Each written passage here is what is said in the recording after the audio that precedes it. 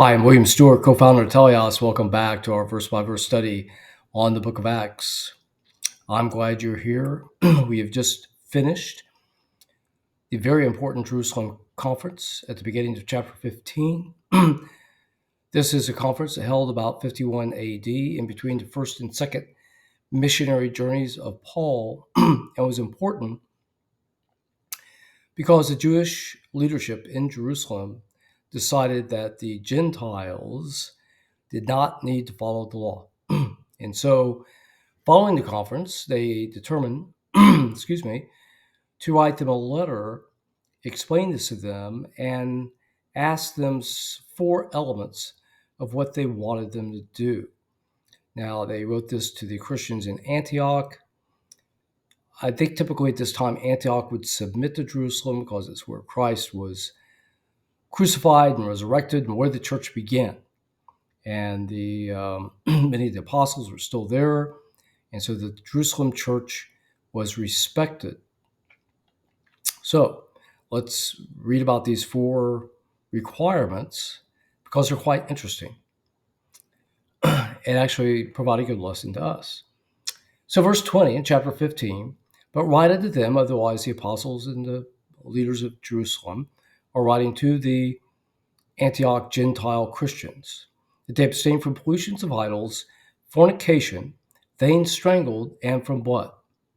For Moses of old have taught every city, them that preach him, being read in the synagogues every Sabbath day. So they wanted them to restrain. They basically were saying that they are free of the Jewish law, which we covered last time, but not to do these 4 elements. And in verse 21, they wanted this proclamation read in the synagogues, much like the law of Moses. Synagogues where the synagogues had developed since the Old Testament and is where teaching and probably communication took place. Now, why these 4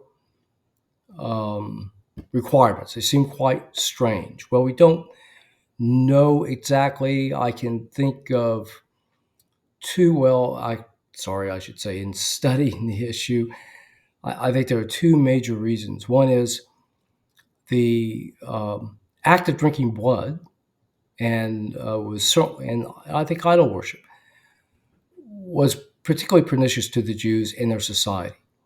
So I think and the blood represented life, and things strangled as a way to kill an animal, not to spill the blood. So when it was cooked, you're still in essence drinking that blood.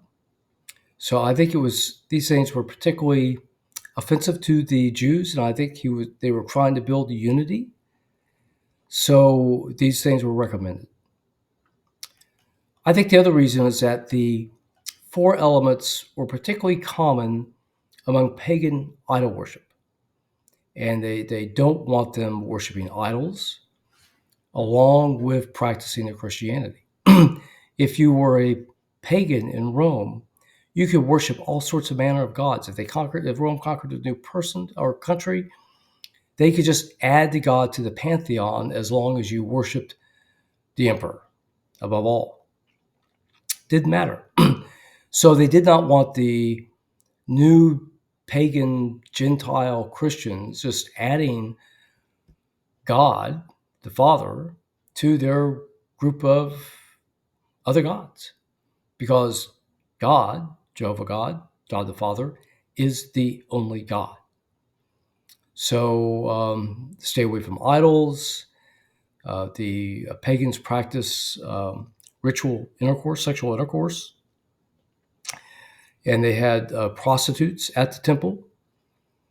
And so these were particularly offensive in that regard. Okay, so there you have it. So study this on your own and see if you can determine some other reasons. So continuing in verse 22, it pleased the apostles and elders and the whole church to send their own company to Antioch with Paul and Barnabas. So Judas, named Barsabbas, Silas, and the other brethren. So they're going to happy, informative trip up there and rejoice with the Gentiles and hopefully produce unity. Let's see what happens. So they wrote letters to them after this matter. The apostles and elders and brethren greeted them, the Gentiles in Antioch, Syria, and Cilicia, all sort of in southern Asia Minor, Southeast Asia Minor, and Syria. So they said they had made the decision, and paraphrasing a little bit, not wanting to trouble you any more than what is necessary. We have not made a commandment that you follow the law. That's very important. Otherwise, as we've said last time, Christ fulfilled the law. The law was temporary as a way to organize the Jews of the Old Testament and teach about Messiah and the looking ahead to the taking care of their sin problem and everybody's sin problem. Christ came, took care of that sin problem. The law is no longer needed. Romans 10:4 and Romans 6:14 and 15, the end of Galatians 3, on and on. Galatians 5:18. So it seemed good in verse 28 by the Holy Ghost not to add anything. They mentioned the 4 requirements in the next verse. So they came to Antioch. They gathered together with the multitude, and there was much consolation or comfort. Paraklesis in the original Greek, very common word for sort of exhorting or trying to help people do something or comfort. And then in verse 32, Judas and Silas, being prophets themselves, exhorted the brethren with many words and confirmed them. They tarried there. They left ultimately, though Silas stayed there. So that will become important pretty soon here. Paul and Barnabas continued in Antioch, teaching and preaching the word of the Lord with many others. Verse 35. Antioch was a big city. I think the second biggest in the Roman Empire at that time. So very important, and they were taking at the time, obviously, to convert people there.